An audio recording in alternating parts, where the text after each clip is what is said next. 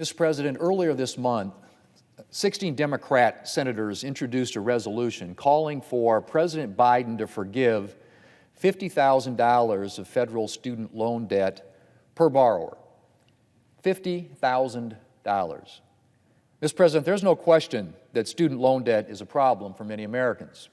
College costs have risen to unrealistically high levels, and many students or their parents take out unrealistic amounts of debt in response.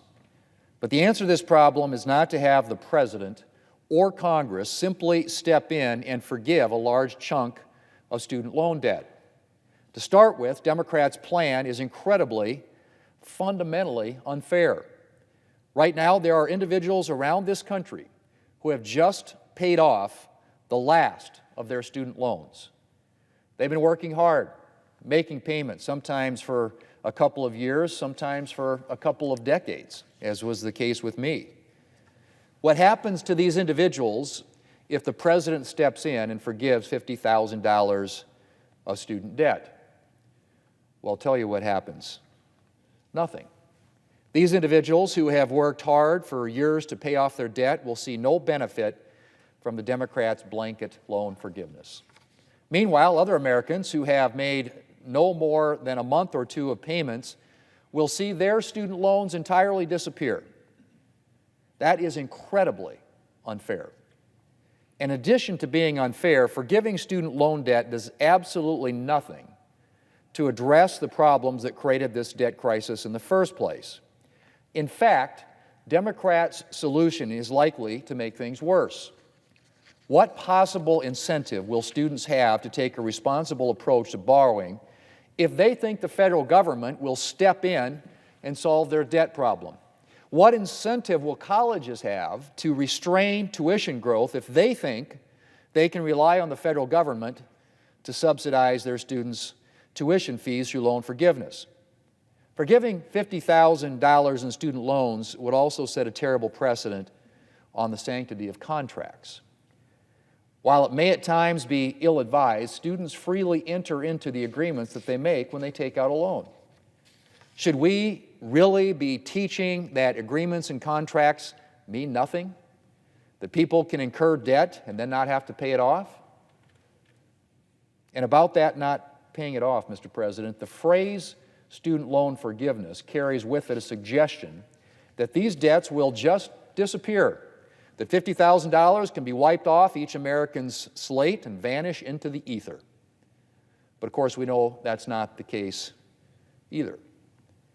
This is money students have borrowed from the federal government, and if the government doesn't get that money back, the government will be facing an unexpected debt.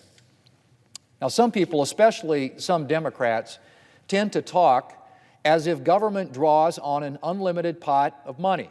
But of course, we know that's not true. Government funds aren't anywhere close to being unlimited, and government coffers aren't filled from a pot of gold at the end of the rainbow.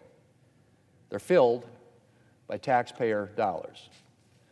And sooner or later, it will be taxpayers who foot the bill for any loan forgiveness program, including the many taxpayers who opted not to attend college or chose a debt-free way of doing so.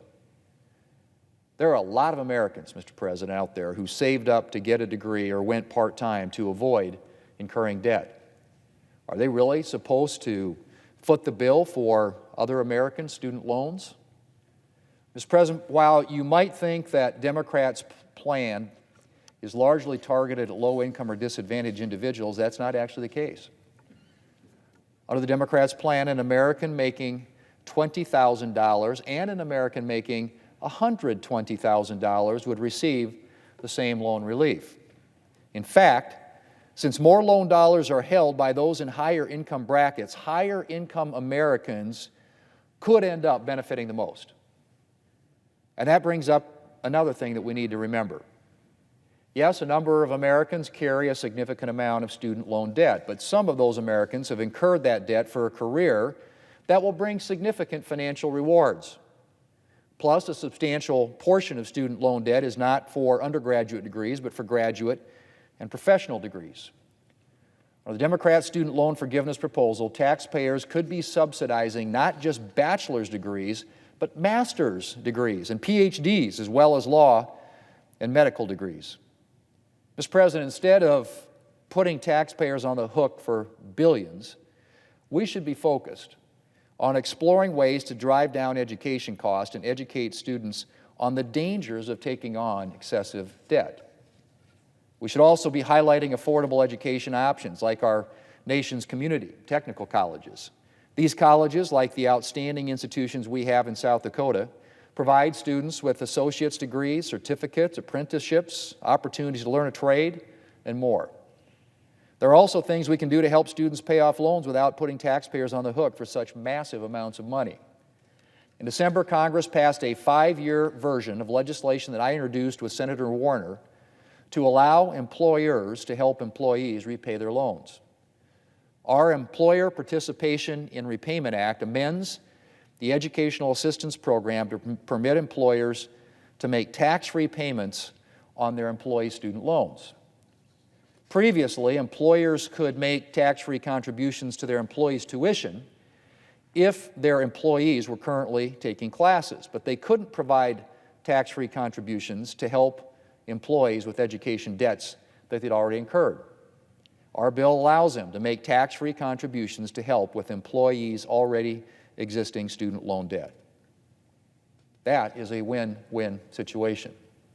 It's a win for employees who get help paying off their student loans, and it's a win for employers who have a new option for attracting and retaining talented workers. Mr. President, our bill is not a silver bullet, but it will certainly help ease the pain of paying back student loans for a number of young Americans. I'm pleased that it was enacted into law for a 5-year period, and I hope Congress will act to make it permanent. Another big thing that we can do is make sure that graduates have access to good-paying jobs. This is key to enabling people to pay off their debt, and we should resolve to build on the economic progress that we had made pre-pandemic and focus on policies that will allow our economy to grow and to thrive. Mr. President, high college costs and student debt are a problem, but blanket loan forgiveness is not the answer. I hope that President Biden will resist Democrat calls to put taxpayers on the hook for literally billions and billions of dollars in student loans. Mr. President, I yield the floor and I suggest the absence of quorum.